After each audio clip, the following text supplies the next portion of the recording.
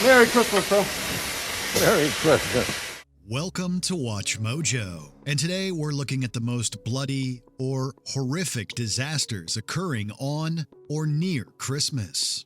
You sort of imagine a disaster like this to be in appalling weather and driving rain and howling gales, and it was just the most perfectly tranquil day. The USSR invades Afghanistan. At the time, no one knew, but they were sure of one thing.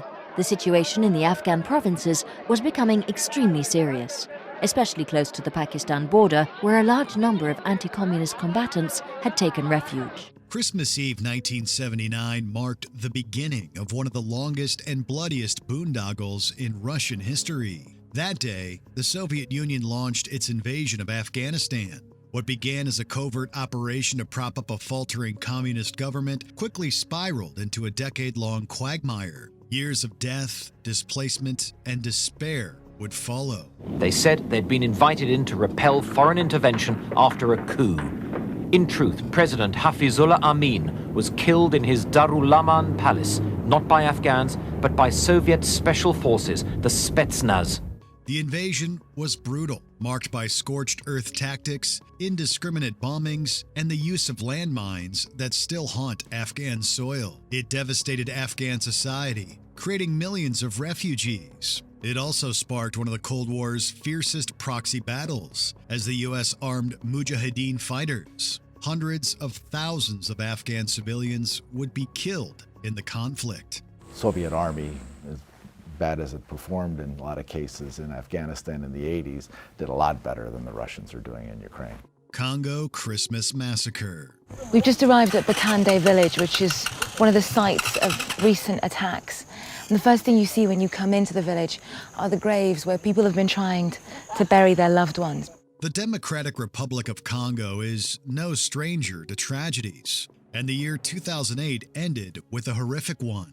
After weeks of unrest and violence, Christmas of 2008 provided few tidings of comfort and joy. The Lord's Resistance Army, a terrorist Christian cult, unleashed a devastating and murderous rampage. As the holiday began on Christmas Eve, the LRA attacked villages across the Ovali province. More than 600 people were slaughtered in ways too brutal to describe here. They also abducted dozens of people, including children, committed acts of sexual violence against women, and razed whole villages to the ground. This massacre was part of the LRA's long campaign of terror, leaving scars that persist today.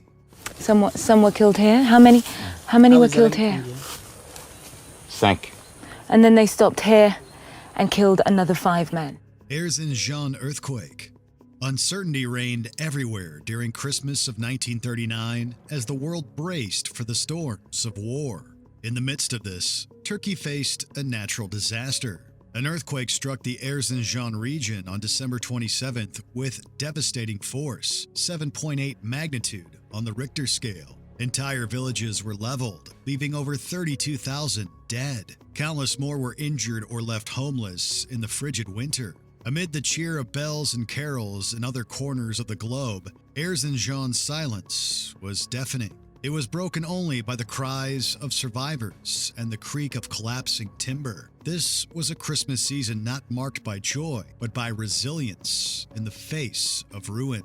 The Italian Hall disaster. Someone yelled fire, and there were, I think, one very narrow entrance to the second floor. It resulted in a stampede to get out. Shouting fire in a crowded theater is a classic cautionary tale, cited by law schools everywhere as an exception to the First Amendment.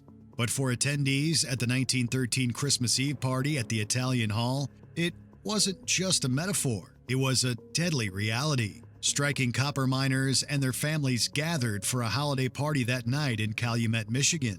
They sought a brief respite from their grueling fight against exploitative mine management.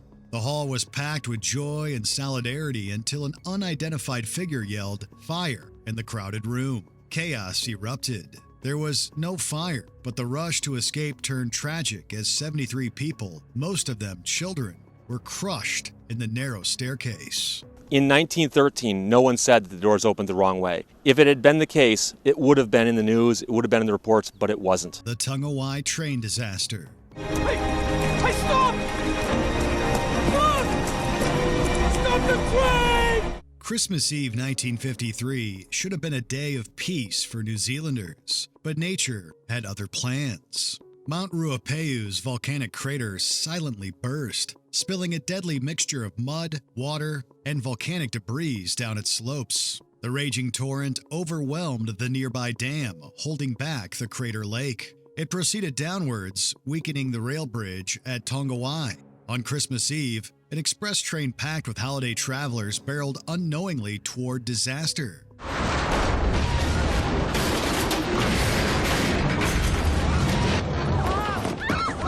The engineer saw the damage, but it was too late. He braked, saving the back half of the train as the front plunged into the Fungahu River below. Of the 285 passengers, 151 perished in the icy waters, making it New Zealand's worst rail tragedy. I couldn't believe what I saw, actually. A lighted carriage on its side, floating down its side with the lights on, and the river, and then it suddenly went out. The Library of Congress burns.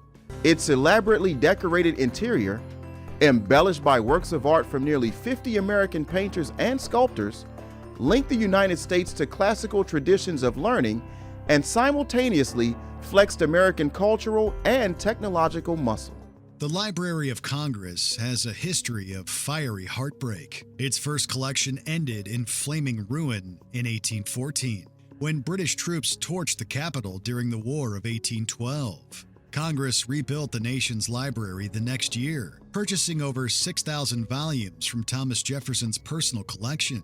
Congress accepted and paid nearly $24,000 for 6,487 books, which more than doubled the size of the original collection. But on Christmas Eve 1851, disaster struck again. A broken chimney flue sparked the conflagration in the library's main room. Nearly 2/3 of the book collection, including much of Jefferson's priceless donation, was destroyed. All told, the fire devoured 35,000 books, manuscripts, and maps, turning what should have been a season of cheer into one of cultural loss.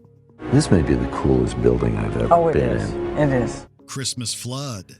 A city which at its lowest lies 6 meters below sea level has for centuries had to work out how to keep the people dry.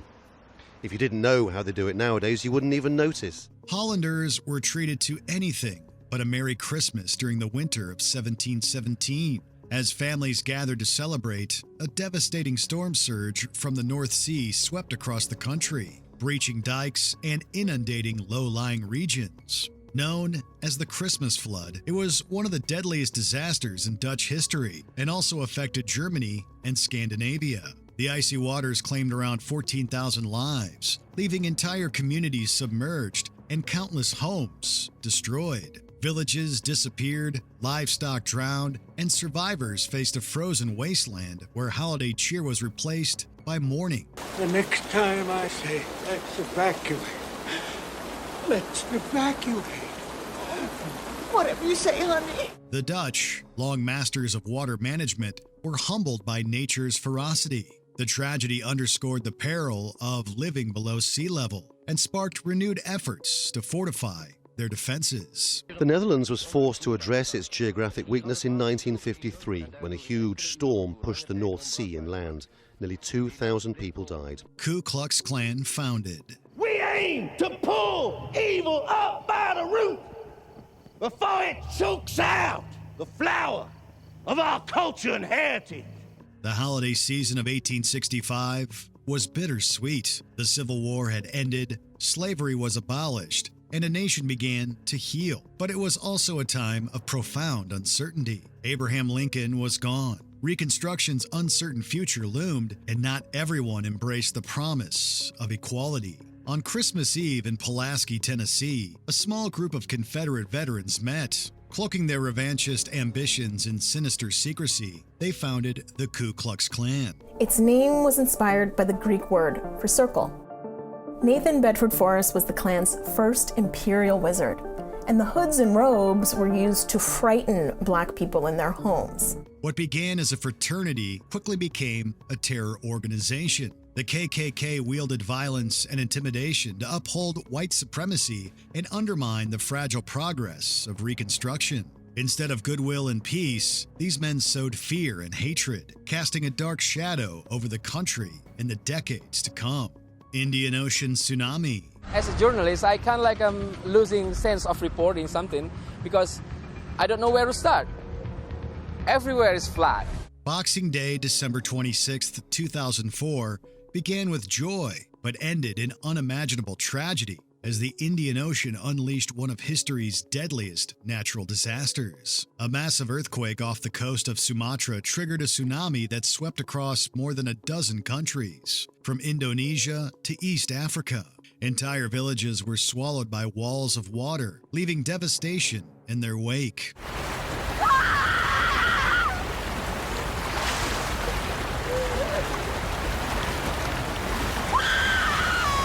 Almost 230,000 lives were lost. Families were instantly torn apart, communities erased in moments. Beaches once filled with holiday revelers transformed into scenes of chaos and unimaginable destruction. The tsunami struck with little warning, its ferocity unmatched, turning a season of peace into one of worldwide mourning.